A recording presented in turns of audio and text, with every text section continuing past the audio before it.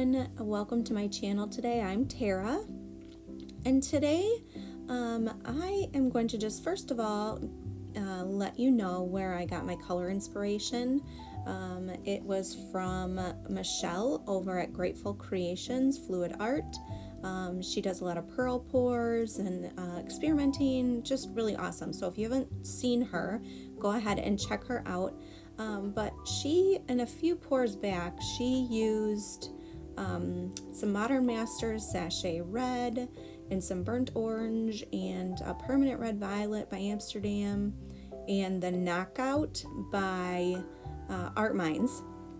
So I saw that I have several of those, and I kind of substitute some of those colors and added a few, but I just wanted to give her a shout out and let you know where I got my inspiration for the colors today. So that being said, you saw that I just prepped my canvas with the Winsor Red, and I'm going to take a little bit of time and explain today because I have a lot of new viewers and I want to just let you all know why I'm doing what I'm doing. So prepping the canvas there with that red, basically what it does is it makes the edges a little bit tacky so that when you stretch out your paint to get the pearls, you don't, your pattern sticks to it better. You don't get the bleeding of the white canvas through. And it just, for me, I found that if I paint and then I let it sit for a few minutes and let it get a little bit tackier, then it holds my design better on the edges. Sometimes you'll see where it's just kind of like white popping through on the edge. I'm not a big fan of that, so that's why I do that. Now, I did lay my base coat. It does have the satin enamel in it, and here my pouring medium for my puddle colors and my Dutch pour is this white of 50% GAC 800 and 50% Floetrol.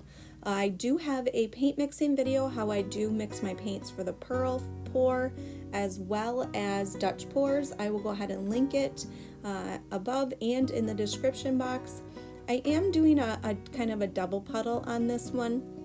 So I put the Amsterdam white down and then I added the golden interference gold on top of that. It just leaves such a beautiful shimmer on the top and iridescence. I just love the way it looks. So I am going to show you very slowly here how I tilt. I do try to make sure I cover as much of the canvas before I take my pattern off, because that ensures that my edges are all covered, because sometimes if you don't do that, your edges don't get covered and so you have kind of a wonky design on the side. So that's why I do that.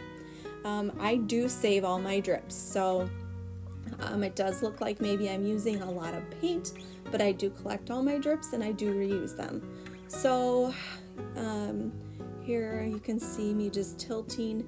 Now I did do another one on a round, so if you stick around to the end, I'm going to show that. I lost the footage for most of it, but I do want you to see the difference between this one and that one, because on this one I did not get a lot of pearl cells, and I'm actually okay with it because I feel like if I had gotten a lot more pearl cells it would have been too busy. But this one, I think because the interference gold was on top, it was, I'm thinking, pretty close to the same density as the satin enamel red that was underneath, and so it didn't sink to allow those pearl cells to pop up through it.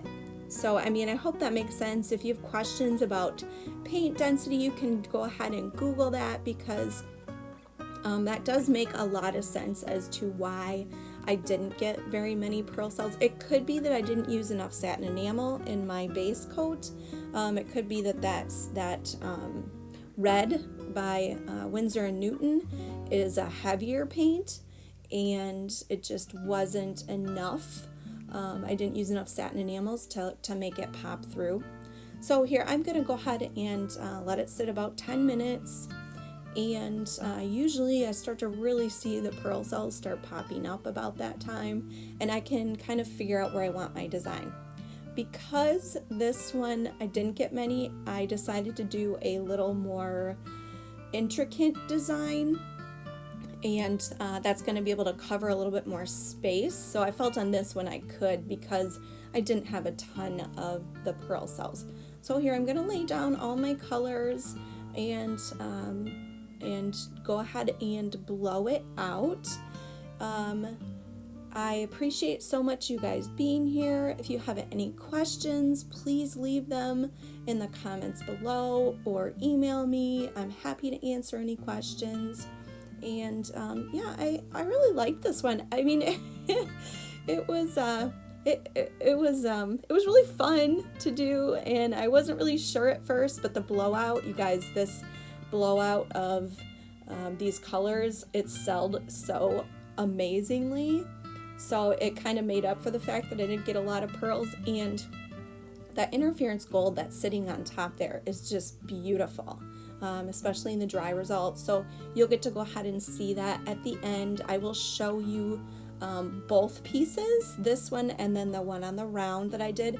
And the one on the round, you're gonna see that I got a lot more pearl cells. And in that one, I added interference red to the base of the Winsor & Newton base coat of the red, instead of floating it on top in the puddle.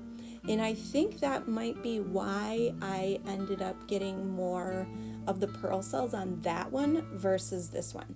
So yeah, guys, I really appreciate you being here. Thank you. If you like what you see, please go ahead and like, share, subscribe, hit that notification bell so you're notified each time I put out a new video. Don't forget to head over to DJ Fluid Arts, my dad's art channel. He's got some really cool swipes on there, and he's using this masking tape technique that I think you'll find interesting and different. And yeah, I think that's pretty much it.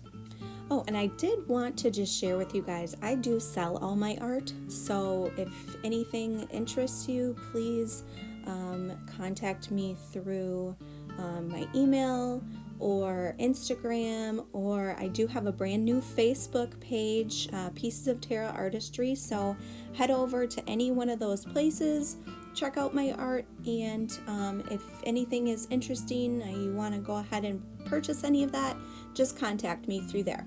So yeah, guys, have a great day.